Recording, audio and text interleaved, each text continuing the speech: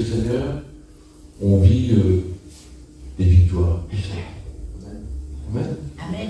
Et parfois de puissants échecs. Amen. Hein? Faut le dire. Parfois, c'est pas comme on veut. Et c'est pas parce qu'on a le sentiment ou l'impression de vivre un puissant échec que c'est un échec. Hein? On peut parler ensemble aujourd'hui du baptême dans l'Esprit Saint. Je reste convaincu que nous avons besoin, l'Église, en tant qu'Église, chacun et chacune, d'être baptisé dans l'Esprit Saint. Nous savons qu'il y a de grandes polémiques sur le sujet, qu'il y a beaucoup d'encre qui ont coulé, beaucoup de livres qui ont été écrits. Il y a plusieurs, je dirais, différents points de doctrine possibles. Chacun a la liberté de penser ce qu'il veut. Je m'appuie aujourd'hui sur la parole de Dieu pour vous partager ce que je vous partage. Je crois que être baptisé du Saint-Esprit est la clé pour vivre sa vie d'Église, tant sur le plan personnel que communautaire. Plein de croyants, pour tous ceux qui viennent à Jésus, reçoivent l'Esprit Saint. Amen. Amen. Dieu habite au-dedans de leur cœur, pas de souci. Le baptême dans l'Esprit Saint est une expérience que Dieu permet, parfois en d'autres temps, à ceux et celles qui le désirent. Il avait dit à ses disciples, Actes chapitre 1, verset 8, alors que je le rappelle, peu de temps avant, il a soufflé sur eux, il a dit, recevez le Saint-Esprit. Dieu n'oblige personne. J'ai prêché un jour un message qui en a bousculé plus d'un. Dieu n'oblige personne. Dieu appelle. On dit beaucoup d'appelés, peu d'élus, parce qu'il n'y en a pas assez qui répondent à l'appel de Dieu. Dans tous les sujets, même dans le sujet concernant le baptême dans le Saint-Esprit. Eh bien, nous avons besoin de ce baptême, je le crois, pour vivre des choses plus grandes, pour aller plus loin, pour rentrer dans les choses spirituelles à un point nouveau dans chacune de nos vies et pour ceux qui nous entourent. Et auprès du Père, après la résurrection, Actes chapitre 1, verset 8, vous allez rester là, vous allez attendre la promesse que le Père a promis pour vous, et vous recevrez une puissance, le Saint-Esprit, survenant sur vous, et vous serez mes témoins.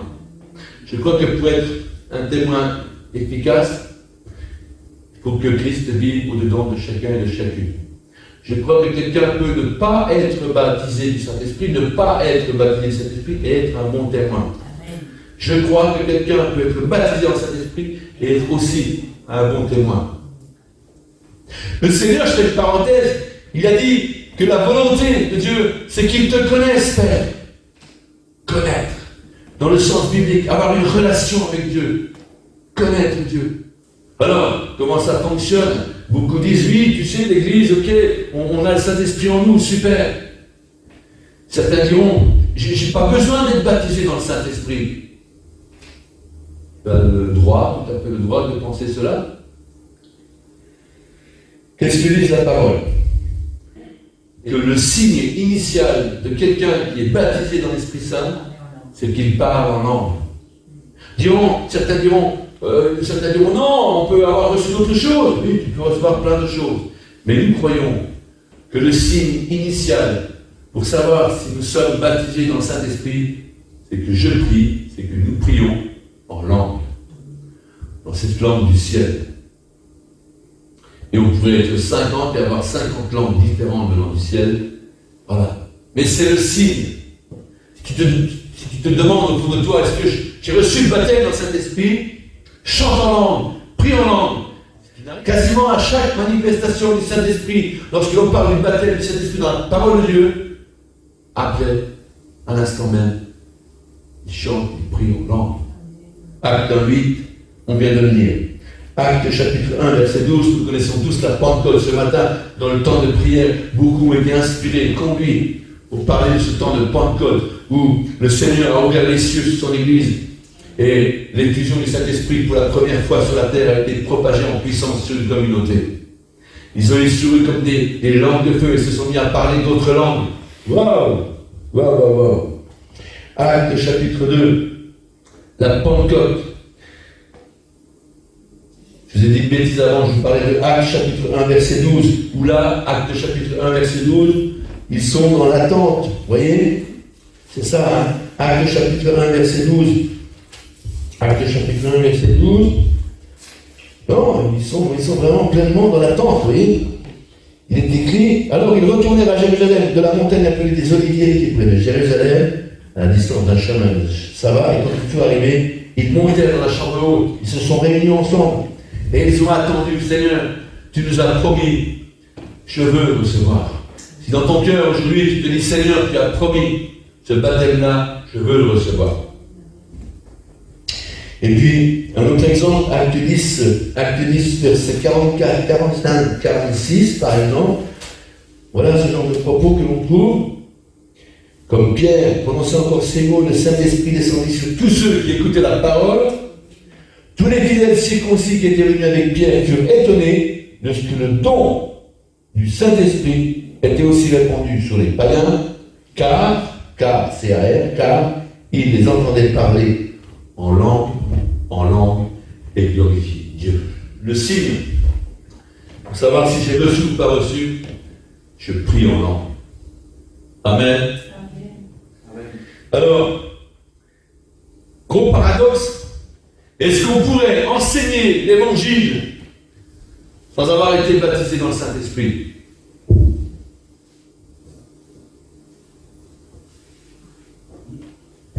Il y en a qui disent oui, il y en a qui disent non, il y en a qui disent je ne sais pas.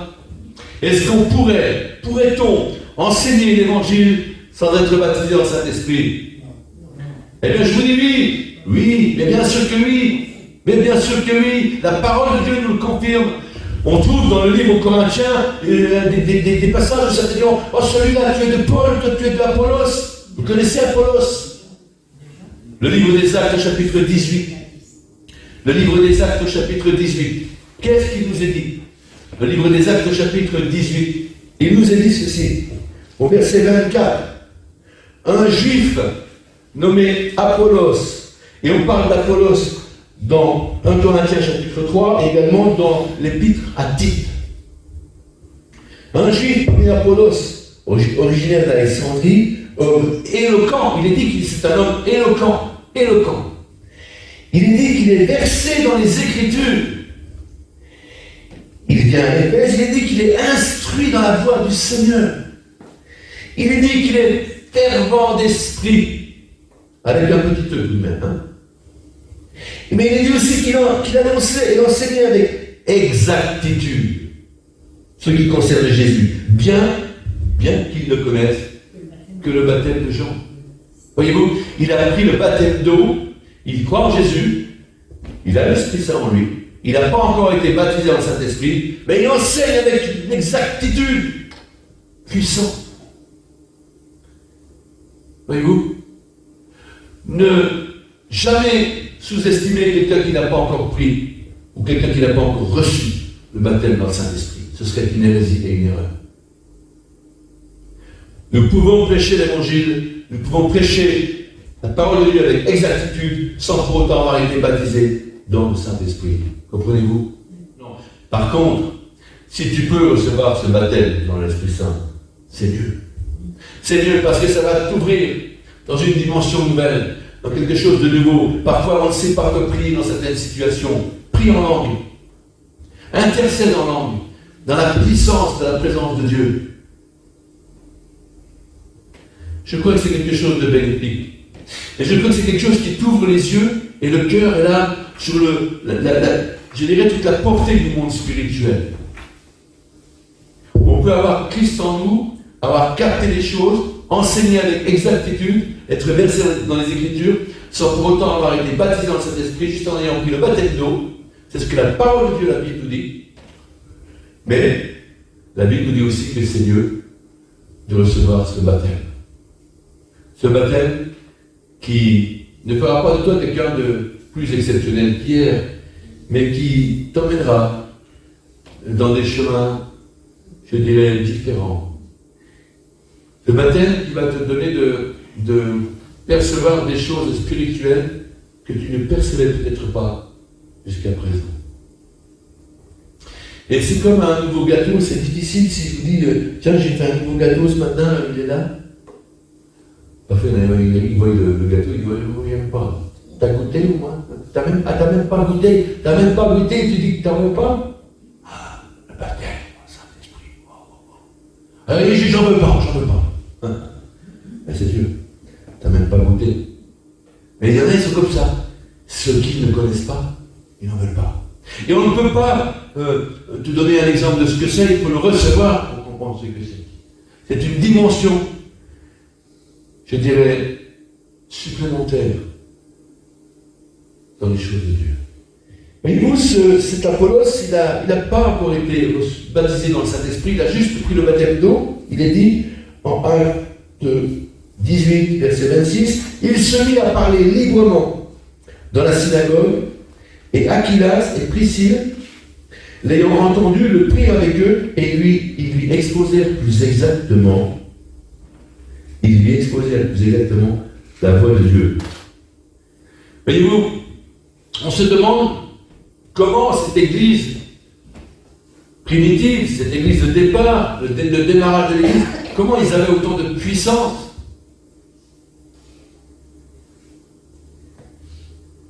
Souvent, on voit Jésus dans les évangiles, combien il est puissant, combien la présence de Dieu est là. Souvent, on voit, il est écrit, rempli du Saint-Esprit, rempli du Saint-Esprit, rempli du Saint-Esprit. Je connaissais quelqu'un qui s'était avancé un jour pour recevoir le baptême dans le Saint-Esprit. Mais, vous savez, c'est comme quand vous appelez quelqu'un pour prier. Vous appelez quelqu'un pour prier, vous commencez à lever les mains, et en face, celui ou celle qui s'est avancé pour recevoir la prière n'est pas, je dirais, disposé à recevoir. Il y en a, ils avancent comme ça. Mais un jour, j'ai dit à quelqu'un, mais tu vas te taire, tu vas te mettre en position off, tu vas ouvrir la porte pour recevoir. Mais vous rigolez, mais il y en a qui sont comme ça. Ils ne se laissent pas faire. Tu vois? Tais-toi et reçois. Arrête de résister. Arrête de réfléchir. Ferme toutes les portes de ton intelligence, parce que ça ne marche pas avec l'intelligence. Je dis souvent ça, lorsque 2 et 2 font 4 chez nous, Jésus avec quelques pains et quelques poissons, il nourrit une foule entière. On ne joue pas dans la même cour, on ne parle pas de la même chose. Et lorsque tu avances pour recevoir la prière, avance pour recevoir. Arrête d'être en mode résistance, tu vois. Hey, arrache les rideaux, ouvre les fenêtres, les volets, ouvre tout. Laisse entrer la lumière. Pas juste un petit rayon, la lumière. Wow. Laisse-toi comme Saul de Tarse sur la route de Damas, aveuglé parce qu'il a rencontré le Seigneur. Wow. Il est devenu aveugle. Reçois la lumière. Reçois cette puissance de Dieu. Ce baptême dans l'Esprit Saint, amen, sans aucune résistance. Il y a des situations, il y a des causes pour lesquelles on est appelé à résister. Il est écrit dans l'Écriture, résistez au diable, et il fuira loin de vous. Résiste à l'ennemi, oui, mais ne résiste pas à l'Éternel.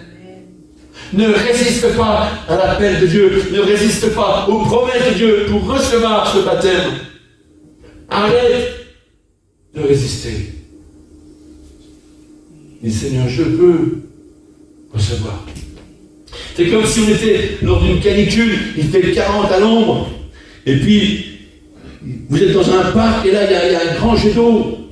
Et bien beaucoup courent en dessous pour chercher la fraîcheur, courent auprès de l'Éternel pour recevoir cette pluie de l'arrière-saison, cette fraîcheur de Dieu, celle qui vient te renouveler, tu vois, qui te baptise de l'Esprit Saint. Baptisé de Dieu. Waouh! Hein? Le baptême de repentance, c'est le baptême d'eau. Je décide de demander pardon pour mes péchés et par obéissance, quelque part, j'accepte la croix. Quand je descends dans l'eau, c'est comme si, symboliquement, Dieu est crucifié pour mes fautes. Et quand je ressors de l'eau, je suis comme ressuscité avec Jésus. Voilà le baptême d'eau. Mais le baptême dans l'Esprit Saint, c'est quelque part le sceau de Dieu sur ta vie qui va t'envoyer dans les choses nouvelles. Je reviens dans le texte. Il les a enseignés. Paul, rempli de l'Esprit Saint, baptisé, il les enseigne pendant 3 mois dans la synagogue. Et il y en a, ils résistent. Ils sont incrédules. Endurcis, dit le verset 9 de Acte 19. Ils allaient contre lui, alors Paul s'est retiré. Il est écrit, Paul s'est retiré, il n'a pas insisté devant des gens qui ne veulent pas croire. Dieu ne te demande pas de persuader les gens qui ne veulent pas croire. Il est écrit dans le livre des Actes que Dieu ajoutait chaque jour à l'église ceux qui étaient sauvés. Dieu met sur ta route ceux et celles qu'il a choisis. Bénis-les. Cours pas après ceux qui résistent. Prie pour eux. Prie pour eux qu'ils changent. Mais arrête de courir après ceux qui résistent. Pas au devant des brebis perdues de la maison d'Israël. Ils sont nombreux autour de nous. Il y en a plein. Leur nom est déjà écrit dans le ciel. Va leur dire, Dieu t'a racheté à un grand prix. Va leur dire. Donc, je reviens dans le texte, Paul s'est retiré. Il sépara les disciples. Et il enseignait à chaque jour dans l'école de nommé Tyrannus. Il a pris ses disciples avec lui. Il a pris ceux qui voulaient le suivre. Il a dit, on va se mettre à part. On va se mettre à part. Et qu'est-ce qu'il est écrit? Alors que ça fait 3 mois qu'il cherche à persuader des incrédules. Il prend ceux qui veulent croire et il va les enseigner pendant 2 ans. 2 ans. 2 ans à part. Tu veux recevoir 2 ans. Reçois. Il y a ceux qui veulent résister, qui ça ne les intéresse pas, et il y a ceux qui ont un cœur de recevoir. Et pendant 2 ans, l'apôtre Paul, il va les enseigner, il va les remplir de l'enseignement de Jésus-Christ. Tu vois, combien on a besoin d'ouvrir notre Bible, d'ouvrir la parole de Dieu, et de nous laisser enseigner. Et il est dit au verset 10 de Acte 19, cela durera 2 ans, de sorte que tous ceux, quand vous lisez ça, vous tremblez, hein, tous, T-O-U-S, tous ceux qui habitaient l'Asie, juifs et non juifs, autrement dit grecs.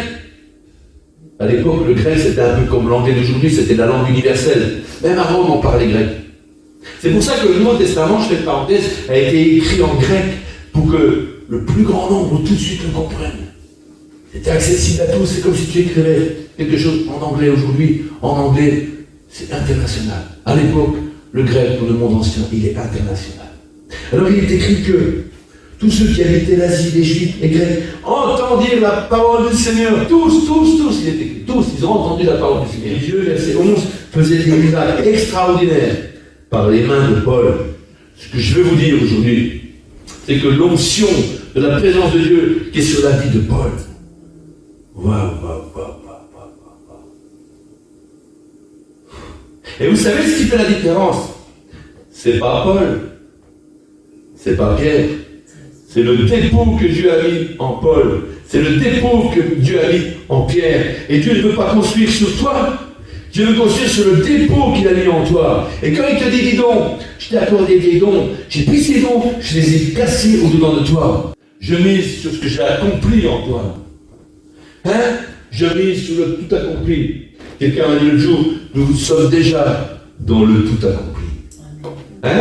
Le baptême dans l'Esprit Saint, tu l'as déjà reçu dans le tout accompli.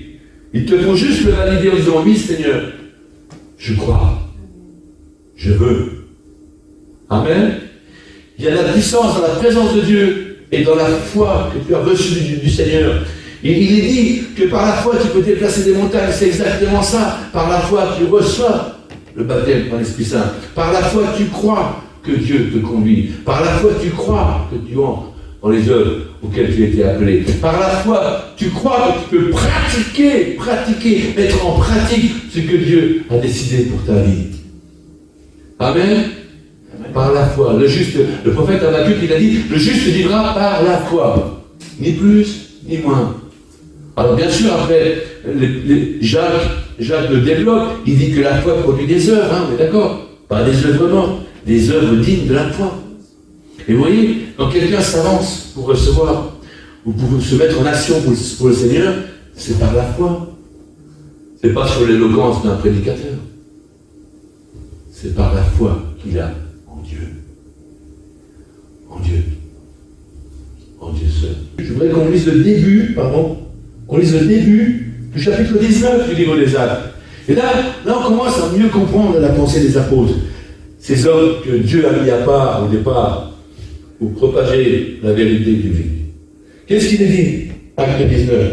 Pendant qu'Apollos était à Corinthe, c'est rigolo, hein, parce que, je fais une parenthèse parce qu'elle me vient, mais Apollos, il va aller enseigner à Éphèse et à Corinthe, Paul aussi. D'ailleurs, quand on voit Paul qui dit au revoir aux anciens d'Éphèse, on peut se mettre à genoux et pleurer. Mais ce qui est intéressant, c'est de se rendre compte de tout ce que Paul a enseigné à Éphèse et à Apollos aussi. Et lorsque dans l'épître aux Corinthiens, il est dit, franchement, certains disent je suis d'Apollos, moi je suis de Paul. Apollos, il a fait du bien à l'Église. Hein. C'est pas une connotation négative de dire je suis d'Apollos. Mais le mieux c'est de dire je suis de Jésus. Amen. Hein? Jésus. Jésus, Jésus et Jésus. Et donc, Apollos a prêché à Éphèse et là il est parti à Corinthe. Et voilà, il est écrit, acte 19, verset 1, pendant qu'Apollos était à Corinthe, Paul, l'apôtre Paul, après avoir parcouru les hauts provinces de l'Asie, arrive lui à son tour à Éphèse. C'est dingue, hein? La parole de Dieu se confirme par la parole de Dieu. Lorsque vous allez étudier, pour ceux qui rentrent dans les études de ce qu'on appelle l'interprétation des Écritures, l'Écriture s'interprète par l'Écriture. Voilà. Dieu ne se contredit jamais. Quand vous avez ces deux choses-là, voilà, c'est du béton. L'Écriture s'explique par l'Écriture et Dieu ne se contredit pas. Là déjà, vous êtes pas mal. Alors, il est dit quoi? Il est dit que, ayant rencontré quelques disciples, l'apôtre Paul au verset 1 de Acte 19, ayant rencontré quelques disciples, il leur dit, avez-vous reçu le Saint-Esprit quand vous avez cru? Il lui répondit, nous n'avons même pas entendu dire qu'il y a un Saint-Esprit. Tu vois? Donc, ça ne devait pas circuler énormément. Vous voyez ce que je veux dire? Si c'était, je dirais, à la une de tous les journaux, de l'Internet de l'époque, hein, des iPhones de l'époque, et je t'en passe des meilleurs, ça serait en page numéro 1, le baptême dans l'Esprit Saint. Bla bla bla bla bla. Eh ben non. Ils n'avaient même pas entendu parler de ça. Et pourtant, que dit Paul? Verset 2, acte 19, 2, avez-vous reçu le Saint-Esprit comme vous avez cru? Il lui répondit, nous n'avons même pas entendu dire qu'il y ait un Saint-Esprit. Il dit, de quel baptême avez-vous donc été baptisés? Je fais une parenthèse, j'y pense pendant que je parle. On trouve un exemple dans la parole de Dieu où quelqu'un a été baptisé dans le Saint-Esprit alors qu'il n'avait même pas pris le baptême d'eau. Hein. Et l'apôtre dira, pourrait-on refuser le baptême d'eau à quelqu'un qui a été baptisé du Saint-Esprit? Vous voyez, on fait bien la différence entre les deux dans la parole de Dieu. Hein. Alors, de quel baptême avez-vous donc été baptisé? Il répondit du baptême de Jean, autrement dit du baptême d'eau. Verset 4, alors Paul dit, Jean a baptisé du baptême de repentance, hein, de ce baptême où tu dis, pardon Seigneur, je te demande pardon pour mes péchés, je veux changer de vie, et pour, je dirais, sceller cette décision, je passe par les eaux du baptême. Alors Paul dit, Jean a baptisé du baptême de repentance, disons au peuple de croire en celui qui venait après lui, c'est-à-dire en Jésus. Sur ces paroles, ils furent baptisés au nom du Seigneur Jésus. Et voilà que Paul va poser ses mains sur eux. Il est écrit au verset 6, lorsque Paul leur eut imposé les mains, le Saint-Esprit vint sur eux, et ils parlaient en langue, et ils prophétisaient. Ils étaient en tout une douzaine. Vous voyez? La chose capitale je dirais d'un apôtre, c'est de vérifier que l'Église a bien reçu le baptême dans l'Esprit Saint. Et c'est vraiment quelque chose qui anime le cœur de Paul. De quel baptême as-tu été baptisé?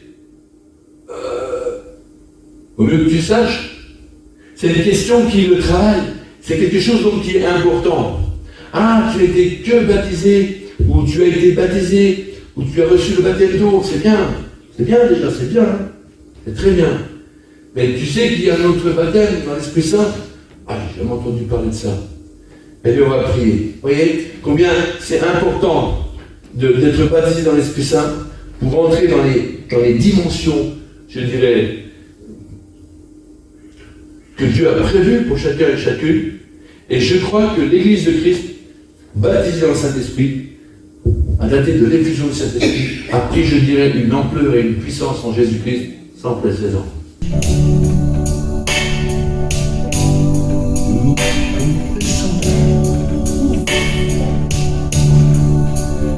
Tu es Dieu.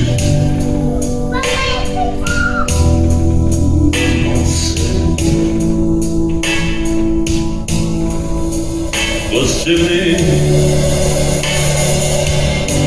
nous proclamons, tu es Dieu. En ce lieu,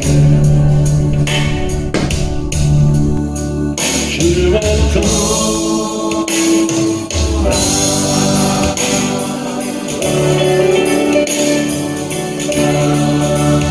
Tu es tout.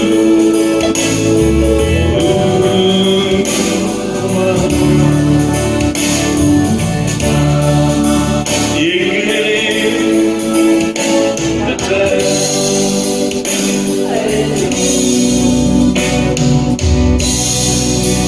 Postérité.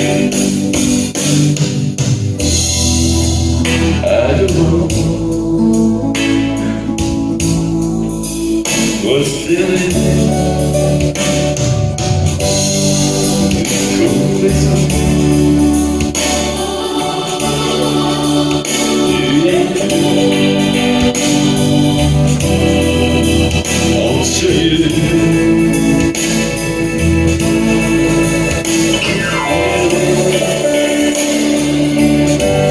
Nous proclamons. Tu es Dieu.